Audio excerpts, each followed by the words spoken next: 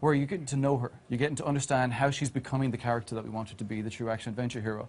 So especially in this piece where we sort of show you the emotion, we show you how she's starting to get a little bit stronger, she realizes there are survivors on the island, and she starts to get the equipment that's going to help us sort of bring us to that path where we saw today, the Microsoft keynote, we sort of showed a piece of, sort of a peppering of the future of where we're going to take Lara Croft. Yeah, that was exciting. It seemed like there were hints of some kind of civilization or something on the island at the end there. Yeah, there's a little bit of mystery roped in there. You know, there's other people on the islands, and they've been there a little bit wild. They call it home. We call it a little bit danger. But yeah, it's exciting. It was a nice tease. Now, as we go through this, I think a lot of people have been wondering, you know, this is really a reinvention of Lara Croft. And as we go through, you know, people have seen games like this, but they're also sometimes very linear. And you're trying to be much more open, I think, with this game, right? In terms of giving the player a lot more sort of RPG-like abilities and progression, right? Yeah, the goal is, as you mentioned, going back to the pillars of Tomb Raider. It's been around for 15 years, and one of the things was all about exploration. And exploration in past Tomb Raider games still felt very linear. So one of our goals with this sort of future look is, let's build these hub systems. Let's give the player the opportunity to come into these larger spaces and really explore. And then through gear gating, you'll be able to improve the ability to be able to open new areas and unlock additional challenge tombs. But really the hubs play a huge part in giving the player the opportunity to feel like they have the freedom to actually come into a space and do what you do best, be an explorer. Wow. Now, you put out a trailer with us last week that people were hyped up. Pretty epic sequence with Lara at this crossroads, as you call it. Yeah. And we've heard her voice now for the first time, right, in the demo this morning, last week. So there's a new voice for Lara? Yeah, there's a new voice for Lara. We're excited to announce that voice. It'll be coming very soon, I think in a few weeks.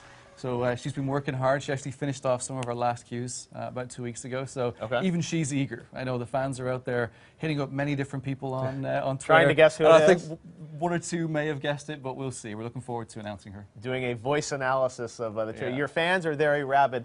Now, let's talk a little bit about her sort of weaponry and the way she's working, because you know, we saw obviously guns in the E3 demo earlier, but she's starting off with, it literally seems like a bow and arrow, right? Yeah, she actually starts off literally with nothing, and we start to give you sort of the tools and the abilities to help you understand the world. So if you remember last year, we gave you the understanding of fire, where there was burnable objects to be able to escape from that area. Right. Now we give you the bow, which is your first tool, your first instrument, and really it's going to be your lifeline to be able to help you throughout the game. It's also going to become very iconic in the franchise. You know, bows are sexy right now. You know, we saw that great key art you got of Lara pulling the bow. So the bow's a pretty important tool for us, and you'll see how that progresses through gear gating and the rest of the game. Right. Now, the one thing I noticed in the trailer last week was that there are other characters you're going to meet sort of as you go through the island, because, you know, the demo you showed last year was very much a solo journey. Even here, I mean, she's sort of exploring, but eventually there will be other characters that we meet? Yeah, one of the big changes we've made with the franchise now is that, you know, in past Tomb Raiders, Lara used to sort of travel around the world, and she never really had an interaction with anybody, so therefore you never got to know her personality. Now we bring her into this sort of one location, the island, and thrust a lot of other survivors in. You have to have dynamic with them. And as a result, you get to see the different personalities Lara has. You get to see a side to her which you've never seen before, which just brings you closer to the character. Absolutely, and you've got some wildlife here on the island, and it looks like Lara, you know, just like any girl who's stranded, she's going to have to take down the deer.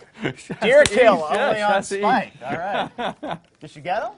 She does. She does eventually. But this is her first time with a bow and arrow, so therefore it's a little bit uncomfortable for her. There you go. Finally, deer kill live on Spike. All right, Carl. Well, it looks amazing. Brand new Tomb Raider, and you've announced the date. You announced it last week with us, March 5th of 2013. Yeah, we're very excited. Going to be on Xbox, PlayStation 3, and PC.